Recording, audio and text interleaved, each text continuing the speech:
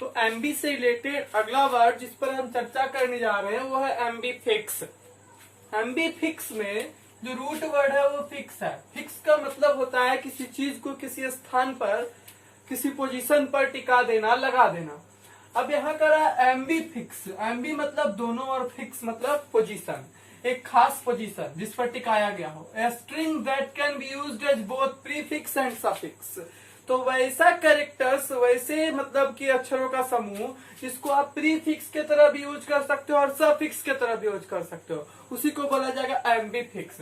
Example में इन rich, यहाँ जो इन शब्द है, स्ट्रिंग है, वो प्रीफिक्स का काम कर रहा है, जबकि लाइटिन में इन शब्द सफिक्स का काम कर रहा है। तो वैसे ग्रुप ऑफ लेटर्स जो प्रीफिक्स का भी काम करे और सफिक्स का भी काम करे उन्हें कहा जाएगा एमबी फिक्स। ये फिक्स शब्द से बना है, फिक्स का अर्थ होता है पोजीशन।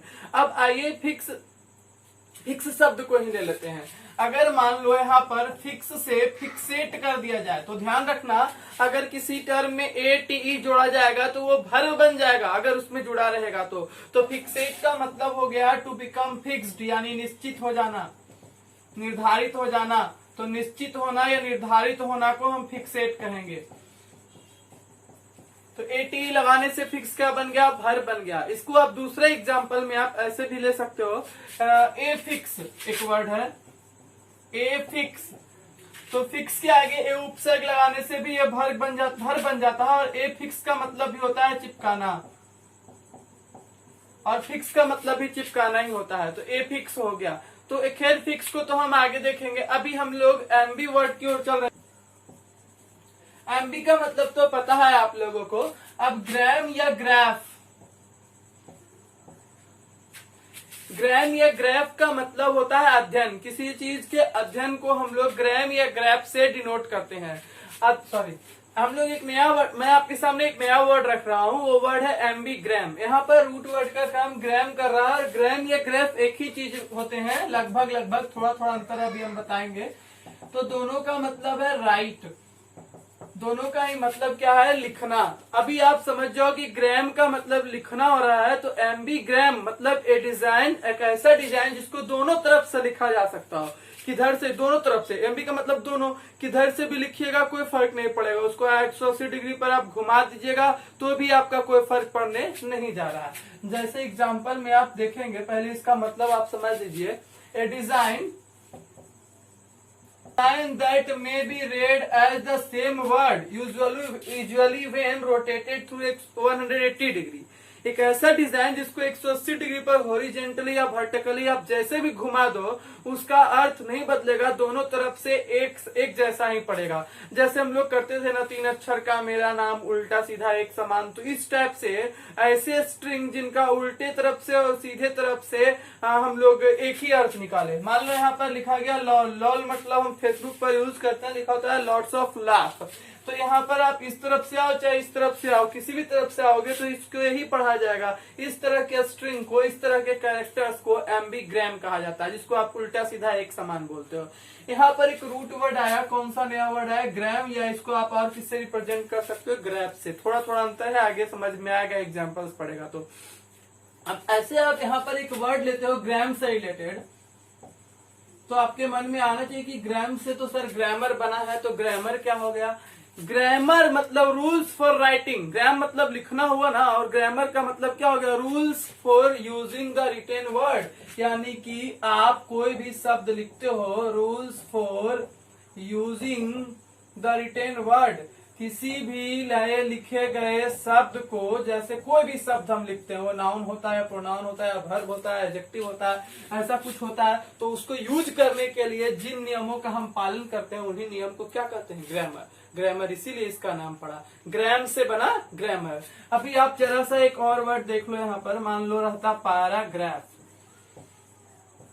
तो ग्राफ का मतलब भी तो हमने राइटिंग ही बताया है, तो पैराग्राफ का मतलब क्या हो गया, पैरा का मतलब डिवीजन, तो ये हो गया a division of written work.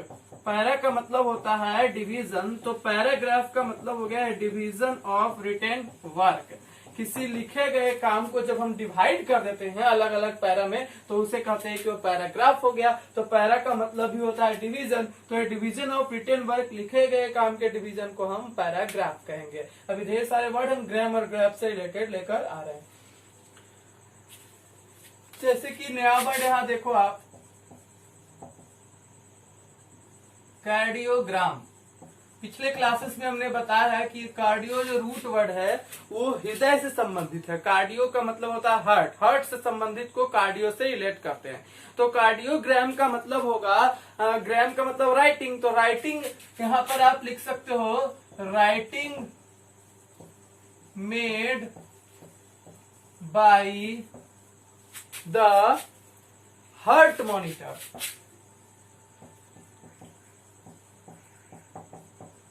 तो हार्ट को मॉनिटर करने के लिए जो मशीन लगी होती है वो जो राइटिंग बनाता है उसी राइटिंग को हम लोग क्या बोलते हैं, कार्डियोग्राम बोलते हैं। कार्डियो का ग्राम मतलब हृदय में होने वाली घटनाओं को जिस रूप में हम लिखेंगे या जिस रूप में दर्शाएंगे वही कार्डियोग्राम होगा। अब जैसे लिखा गया है ऑटोग्राफ, तो ग्राफ का मतलब भी राइटिंग होता है और ऑटो का मतलब तो आप पढ़े ही हैं, ऑटो का मतलब स्वयं। तो स्वयं की जो राइटिंग होती है, स्वयं के द्वारा जो व्यक्ति के द्वारा खुद से लिख कर दी जाती है, तो ये पर्सन हैंड राइटिंग, किसी व्यक्ति की खुद की हैंड राइटिंग या खुद की लिखावट को, खुद की राइटिंग को हम लोग ऑटोग्राफ बोलते हैं। कहाँ रट गए, ऑटो मतलब स्वयं, ग्राफ मतलब राइटिंग। फिर आप यहाँ पर यूज करते थे बायोग्राफी, बायोग्राफी तो ग्राफ से बना है ग्राफी, तो ग्राफी तो राइटिंग को बताएगा और बायो तो आप पहले ही पढ़े हो, बायो का मतलब लाइफ होता है। ये रूट वर्ड पीछे के क्लासेस में भी आ चुका है दो बार। तो यहाँ पर आप लिखोगे ये स्टोरी या राइटिंग, स्टोरी लिखो या राइटिंग लिखो, ये स्टोरी ऑफ पर्सन्स लाइफ या राइटिंग ऑफ पर्सन्स लाइफ, किसी व्यक्ति के जीवनी को या जीवन के पूरे घटनाक्रम के लिखावट को हम लोग बायोग्राफी कहते हैं। इसी में ऑटो लगा दोगे तो स्वयं से लिखी गई बायोग्राफी यानी ऑटो बायोग्राफी हो जाएगी। तो उसे मैं लिखना आप जरूरी नहीं समझता हूँ। आइए अब देखते हैं अगला, ग्राफोलॉजी।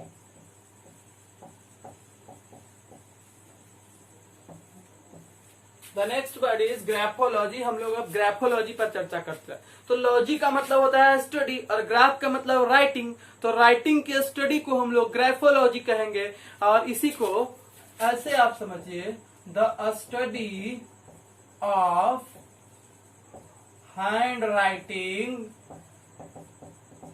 ऑफ ए पर्सन, किसी व्यक्ति के हैंड राइटिंग की स्टडी को ग्राफोलॉजी कहा जाता है। The study of hand writing of a person, that is called graphology. अब इसी तरह से अगला वर्ड लेते हैं, ऑर्थोग्राफी। ऑर्थोग्राफी हमने आपको बेसिक क्लास में बताया, इसका मतलब वर्ण विचार होता है। यहाँ पर जो आप ऑर्थो शब्द देख रहे हो ना, इसका मतलब होता है साउंड।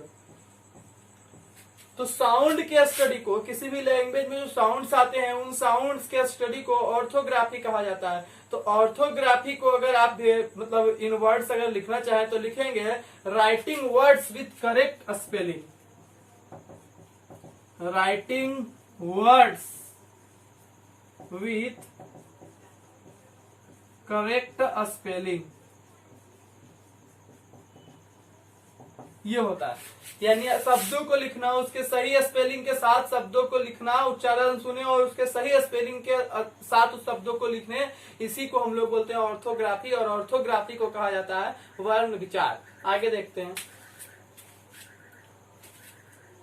वैसे ही अगला वर्ड हम यहाँ आपको बता रहे हैं इपीग्राफ। इपीग्राफ का क्या मतलब? ग्राफ का मतलब राइटिंग और इपी जो है बिल्डिंग या स्टैच्यू को रिप्रेजेंट करेगा।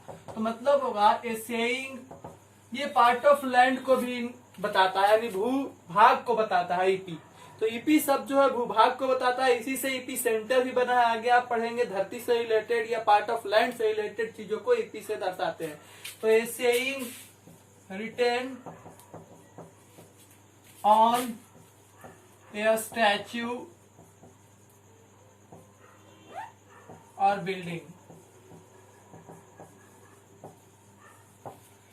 किसी बिल्डिंग या स्टैचू पर जो सेइंग, जो स्टेटमेंट या कुछ कहावत वगैरह जो भी चीजें लिखी होती है, जो मैसेज वगैरह लिखे होते हैं, उसे हम एपिग्राफ कहते हैं। और इसके अध्ययन को, यानी इसका अगर ये बहुत पुराना है तो इसकी स्टडी की जाएगी तो वही एपिग्राफी हो जाएगा। और राइटिंग को एपिग्राफ कहते हैं, और ग्राफी हो गया तो स्टडी हो गया, और अगर सिर्फ ग्राफ पर रुके तो राइटिंग हुआ। एपिग्राफ के बाद अगला वर्ड है आपके लिए होमोग्राफ।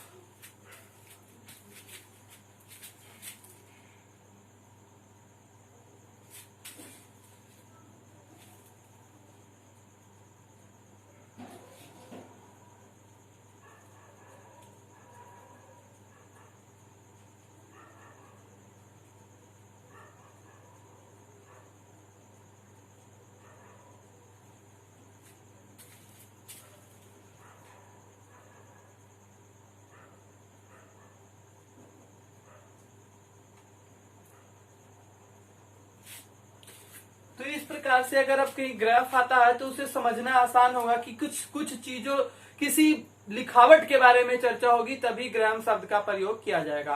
अब यह ग्राफ शब्द का प्रयोग किया जाएगा। अभी यहाँ पर आप जैसे देख लो फिर से ओडेंटोग्राम, तो ये तो हम समझ गए कि किसी प्रकार के लिखावट की ही बात हो रही है, पर कैसा लिखावट? तो ओडेंटो शब्द का मतलब होता है दांत से संबंधित। ओडेंटो जो बना है ना वो दांत को दर्शाता है। डेंटो या डेंटल, ये सब सारे शब्द, इस शब्द ये सारे शब्द डोंटो से ही बने हैं। तो ओडेंटोग्राम का मतलब होता है कि कोई आदमी जब दांत काटता है या किसी आदमी के बाइट के रिकॉर्ड्स की जो स्टडी होगी या बाइट का रिकॉर्ड कैसा होगा, उसको जो कलेक्ट करने का जो तरीका होगा ना, वो ओडेंटोग्राम कहा जाएगा। तो उसके आप इसको, ये जो है ना, किसी राइटिंग को कलेक्ट किया गया है तो ग्राम हो गया, और कैसे लिखे हैं वो है तो ग्राफ हो गया। तो लिखे हैं जैसे वो कोई राइटिंग जैसे सामने आती है वो ग्राफ होती है, और उसको जिस रूप में हम लोग कलेक्ट करते हैं वो ग्राम होती है। थोड़ा सा अंतर है ग्राफ और ग्राम के बीच में। तो यहाँ ए पर्सनल रिकॉर्ड, या मतलब किसी व्यक्ति का रिकॉर्ड, किसी व्यक्ति से संबंधित record, A personal record of bite forms, यानी कि कोई भी व्यक्ति जब दांत काटता है तो वो उसके बाइट का कैसा निशान बनता है। तो जरूरी नहीं है कि व्यक्ति ही, अब जानवर का कैसा निशान बनता है तो उस बाइट से लोग पहचानते हैं कि कौन सा जानवर हमला किया होगा। तो इस तरह के रिकॉर्ड्स को क्या कहा जाता है? ओडेंटोग्राम कहा जाता है। अगला देखेंगे पैनग्राम। अगर हम पैन शब्द को समझ जाते हैं तो पैनग्राम तो आसानी से पता चल जाएगा।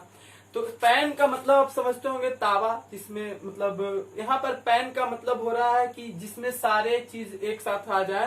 पैन का मतलब एक ऐसा बर्तन हो रहा है जिसमें सारे लेटर्स एक साथ आ जाए। तो पैनग्राम का मतलब हो रहा है कि a sentence containing all the letters of the alphabet, इसको पैनग्राम बोला जाता है। ऐसा sentence, a sentence containing all the letters of alphabet। अगर एग्जाम में आता है, हमें नहीं भी आ जाता तो ग्राम देखने के बाद हम चुनेंगे, हम ढूंढेंगे कि इसके लिए सुटेबल वही होगा जिसमें कि लेटर की चर्चा हो रही होगी।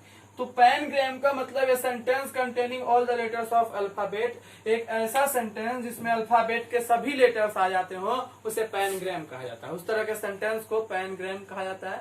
जैसे कि आपने वो वाला सेंटेंस सुना होगा, the quick brown fox jumps upon right over the lazy dog. ये टाइपिंग सीखते समय आपको बताया जाता है। ये पैनग्राम हुआ, इसमें अल्फाबेट के सभी लेटर्स आ जाते हैं। अगला वर्ड है,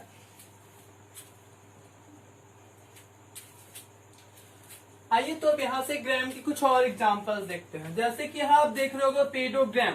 पेडो जो है वो आपके किसी के वॉकिंग स्टाइल को, यानी पेडो शब्द का मतलब, पेडो जो है उसका मतलब होता है वाक्य। किसी भी रूप में कहीं भी पेड़ या पेड़ों के रूप में नजर आए तो समझ जाना कि वॉकिंग की चर्चा हो रही है, यानी चलने की चर्चा हो रही है।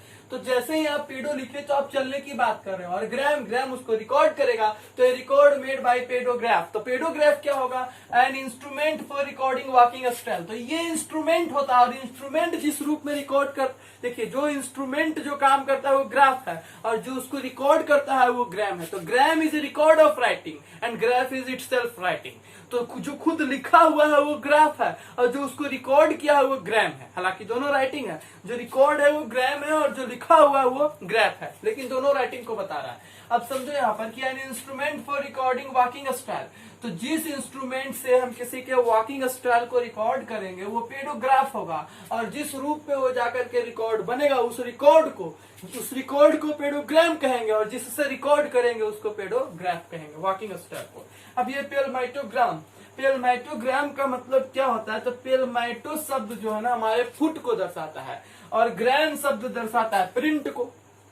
तो फुट प्रिंट की स्टडी को an imprint of the sole of the foot, तो किसी पैर रखते हैं किसी का, मान लो उसका जो बनाया जाएगा उसके लिए आपका पेपर का तख्ता या जिस रूप में भी प्रिंट लिया जाएगा उसको लेने का जो तरीका होगा, किसी पैर के निशान को लेने का जो तरीका होगा, उस इम्प्रिंट को उस प्रिंट को हम लोग क्या कहेंगे, पेलमाइटोग्राम कहेंगे। पैर का जो निशान, अब हम कहीं पैर का निशान छोड़ के चले गए तो सीबीआई ने उसको जिस रूप से जो केमिकल या एलिमेंट डाल करके उसको कलेक्ट किया, उसी को उस फुटप्रिंट को हम लोग क्या बोलेंगे, फुटप्रिंट का जो मेरा फुट का प्रिंट आएगा उसको हम लोग बोलेंगे पेलमाइटोग्राम। और जिस रूप में इसको स्टडी किया जाएगा, जिस चीज से कलेक्ट किया जाएगा, जो इसका स्टडी करने का तरीका होगा वो हो जाएगा पेलमाइटोग्राफ। जो स्टडी का तरीका वो पेलमाइटोग्राफ, और जिस रूप में कलेक्ट किया वो पेलमाइटोग्राम। उसी तरह से टेलीग्राफ, जो टेलीग्राम भेजा जाता है जिससे, उस टेलीग्राफ हो गया, और जो भेजे हम लोग, जो इम्प्रिंट गया इधर से, वो हमारा मैसेज जो गया वो टेलीग्राम हुआ, और जिस माध्यम से भेजे वो टेलीग्राफ हुआ।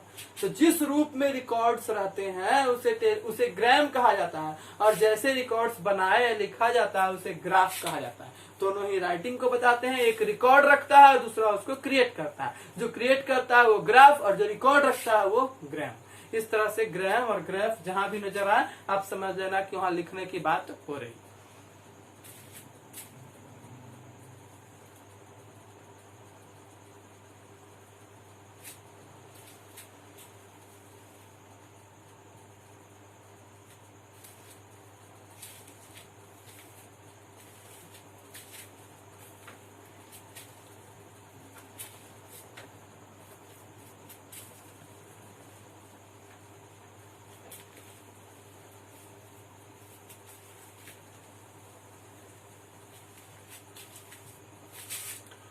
अभी जो वर्ड आपने पेडोग्राम या पेडोग्राफ देखा वहां थोड़ी सी कंफ्यूजन इसलिए हुई क्योंकि आपको पेड के बारे में पता नहीं था। तो आइए पेड वर्ड को सीख लेते हैं। ग्राम और ग्राफ को तो हमने बता ही दिया। पीईडी पेड जो है वो हमारा रूट वर्ड है, और पेड का अर्थ क्या होता है ये पता चल जाए तो आगे इससे रिलेटेड और भी वर्ड आएंगे तो हम उसे समझ सकते हैं। तो रूट वर्ड है पेड, और पेड का मतलब होता है फुट। पेड का मतलब फुट, ये जहां भी आता है पैर को रिप्रेजेंट करता है। तो जैसे एक एग्जांपल ले लेते हैं हम लोग यहाँ पर, जैसे बाइप, एक वर्ड ये ले लिए बाइप्ड। दूसरा वर्ड ले लेते हैं सेंटीपेड, दो वर्ड हो गए। तीसरा वर्ड ले लेते हैं इम्पेडिमेंट, इम्पेडिमेंट हो गए। चौथा वर्ड ले लेते हैं मिलीपेड।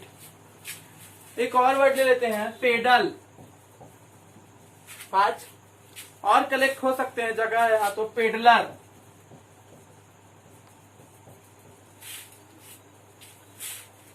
इसी तरह का वर्ड है पेडेस्ट्रियन। ऐसे और वर्ड आप ले सकते हो पेडिक्योर, ऐसा और सब ले सकते हैं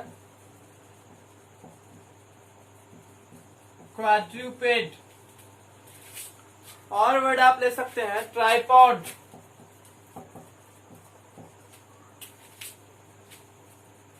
इस तरह के 10 वर्ड हम लोग अभी कलेक्ट कर चुके हैं। अब अगर प्रत्येक को देखा जाए,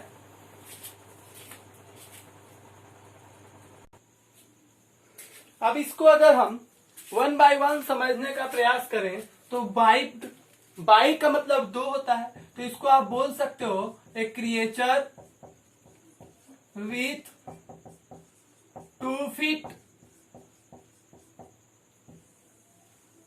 मतलब 2 पैरों वाले जीव को वाइप्ड बोलेंगे। तो ट्राइपॉड किसको बोलेंगे भाई, ए क्रिएचर विथ 3 फीट, मतलब कि 3 पैरों वाले जीव को हम ट्राइपॉड बोलेंगे, क्योंकि ट्राई तो 3 को रिप्रेजेंट करता है, बाई तो 2 को ही रिप्रेजेंट करता है।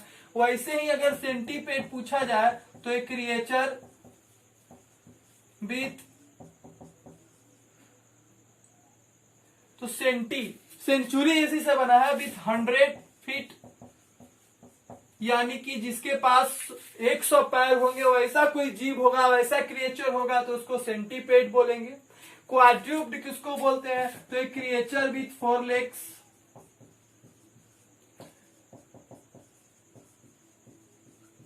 या 4 फीट। तो जिस क्रिएचर के पास 4 पैर होंगे उसको क्वाड्रूप्ड बोला जाएगा। रटना नहीं है, यहाँ पर समझते चले जाना है। हम बाइप्ड से, हम चले थे पेड़ से बाइप्ड आया, उसे सेंटीपेड आया, उसी से क्वाड्रूप्ड आया, उसी से कहीं ट्राइपॉड भी आया। तो इम्पेडिमेंट, इम मतलब नहीं जो चलने दे, वैसा कोई चीज, तो इसको बोलेंगे बाधा। बाधा को बोलते हैं ऑब्स्टैकल, यानी ये बाधा हो गया, जो चलने में दुविधा, चलने में, आगे बढ़ने में जो समस्या उत्पन्न करे, वो आपका इम्पेडिमेंट हो गया। इसको तो समझ ही रहे हैं, क्रिएचर विथ मिलियन लेग्स, जिस क्रिएचर के पास 1 मिलियन लेग्स होगा उसको क्या बोलेंगे, मिलीपेड बोलेंगे। पेडल या पेडलर, तो पेडल तो आप समझ रहे हैं, चलने से संबंधित को पेडल बोलेंगे। उससे पहले जरा इस जगह को यूज किया जाए, पेडलर क्या बोलते हैं, पेडलर किसे बोलते हैं, a person who goes from door to door on foot to sell something। फेरी वाला बोल सकते हैं आप इसको। ऐसे इसको आप ऐसे समझिए, पेडलर का मतलब वैसा व्यक्ति जो पैदल चल करके डोर टू डोर, एक दरवाजे से दूसरे दरवाजे तक जाता है, उसे किस लिए, तो सामान को बेचने के लिए, उसे हम पेडलर बोलते हैं। एक एक दरवाजे से दूसरे, मतलब एक एक घर से दूसरे घर तक जो जाता है, कैसे, ऑन फुट, पैदल, किसी सामान को बेचने के लिए कार्य करता है, तो उसे हम पेडलर बोलते हैं, पैदल चलकर सामान बेचने वाला, ये पेडलर हो गया। लेकिन पेडेस्ट्रियन शब्द जो है पेड़ से बना है, इसको इससे जोड़कर नाउन में बदला गया है, यानी पैदल यात्रा करने वाला व्यक्ति, पैदल चलने वाले व्यक्ति को हम लोग, पैदल यात्री को हम पेडेस्ट्रियन बोलते हैं। तो ये वर्ड पेडेस्ट्रियन के लिए बना है, जो पैदल यात्री हो गए।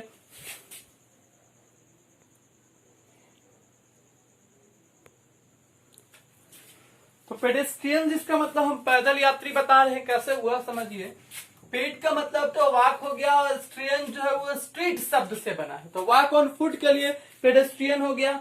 और यहाँ पर पेडेस्ट्रियन में जो आपका स्ट्रीट शब्द आ गया, तो इसको ऐसे एक्सप्लेन करेंगे, person who walks across the street on foot, वैसा व्यक्ति जो कि रोड पर इस पार से उस पार चलते हुए नजर आता है, कैसे, पैदल, उसे हम पेडेस्ट्रियन यानी पथिक या पैदल यात्री कहते हैं। तो यहाँ पर पेड शब्द से पेडेस्ट्रियन बन गया। अभी आप यहाँ पर एक वर्ड्स देख रहे होंगे, उसका नाम है पेडिक्योर। क्योर का मतलब इलाज होता है, तो आप समझ ही रहे होंगे कि चलने के संबंधित जो इलाज किया जाएगा, या पैर के संबंधित होने वाले समस्याओं में जो इलाज होगा, उसे पेडिक्योर कहा जाएगा। तो ये cure to pedal disease is called pedicure. तो इसको आप बोल सकते हैं, a cure to pedal disease.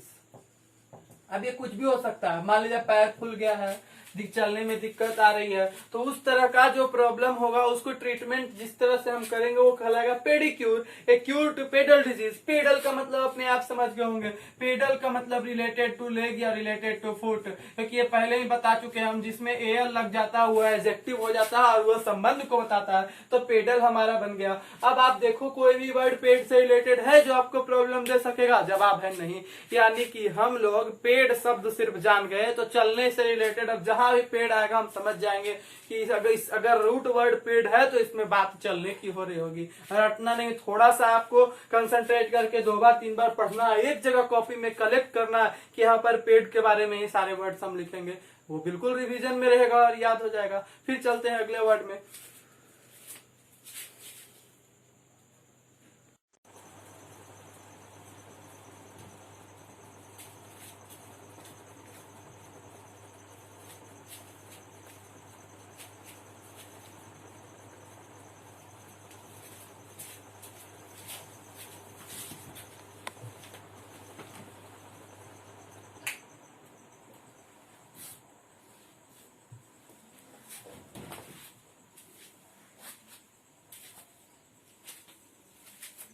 हाँ तो स्टूडेंट्स, यहाँ से हम लोग फिर एक नए रूट वर्ड पर चर्चा करने जा रहे हैं और वो रूट वर्ड है लैटरल।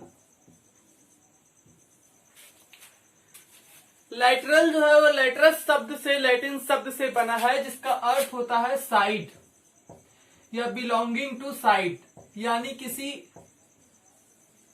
पक्ष से संबंध रखने वाला, या कभी कभी आप कह सकते हो किसी एंगल से संबंध रखने वाला, उसे हम बोलते हैं लैटरल, यानी साइड से संबंध रखने वाला। इससे बना लिया हमने बराबर यूज होने वाला शब्द यूनिलैटरल। और यूनिलैटरल, यूनि शब्द एक का बोध कराता है, तो आप इसको बोलेंगे एक पक्षीय। साइड का मतलब हो गया पक्ष और यूनि का मतलब एक। इसी तरह से अगर यहाँ पर अगले वर्ड के रूप में बाईलैटरल आ जाए तो इसका मतलब हो जाएगा द्विपक्षीय, यानी दो पक्ष वाला, जिसको कि आप एम्बीलैटरल कह रहे थे या एम्बीलैटरल भी कह सकते हैं, क्योंकि बाई और एम्बी तो एक ही है।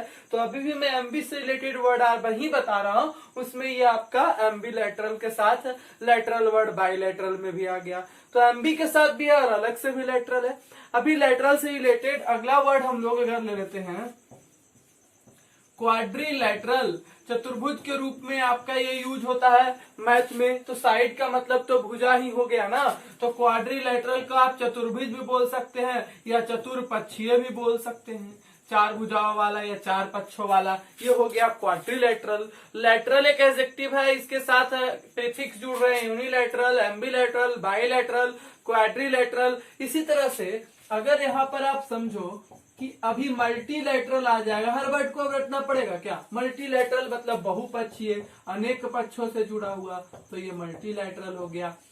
इसी तरह से अगर आप ले लेते हो कोलैटरल, को का मतलब होता है साथ साथ चलने वाला या बगल बगल चलने वाला, उसको को शब्द से डिनोट करते हैं। तो को का मतलब होता है सिचुएटेड एट द साइड या कंपनी एट द साइड, तो ये साथ साथ चलने का बोध कराता है को। तो कोलैटरल मतलब साथ साथ चलने वाली भुजा, जो भुजा बगल में रहेगी या साथ साथ जो चलेगा तो उसे कोलैटरल कहेंगे। इसको आप पैरेलल भी बोल सकते हो, ऊपर से चल रहा है उसके नीचे साथ साथ चल रहा है, तो ये कोलैटरल हो गया। इसको एडिशनल भी बोल सकते हैं। तो यहाँ पर आप बोल सकते हो इसका मतलब सिचुएटेड एट द साइड। तो एक भुजा है, उसके बगल में जो दूसरा रहेगा, या एक पक्ष है उसके साथ जो दूसरा पक्ष होगा, या पैरेलल जो चलेगा, ये सारे मीनिंग को कौन दे सकेगा, कोलैटरल दे सकेगा। अभी आप इसी तरह का मैथमेटिक्स में एक और वर्ड देखते हैं, बराबर यूज करते हैं, इक्विलैटरल, ट्रायंगल के साथ यूज करते हैं। रटने की जरूरत है इसको भी नहीं। लैटरल मतलब साइड और इक्वी जो है इक्वल को बताता है, तो यहाँ पर आप इसको इक्विलैटरल मतलब इसी को तो आप बोलते हो समबाहु, यानी कि समान भुजाओं वाला, समान साइड वाला, एक समान साइड वाले को आप इक्विलैटरल बोल देते हैं। कहीं से भी आप लैटरल शब्द लेके आएंगे तो उसका तो भुजा ही निकलेगा, नए नए प्रीफिक्स और सफिक्स सब पढ़ते जाएंगे, इससे नया नया शब्द बनते जाएगा। ये रहा आपके सामने लैटरल। चलते हैं अगले वर्ड में।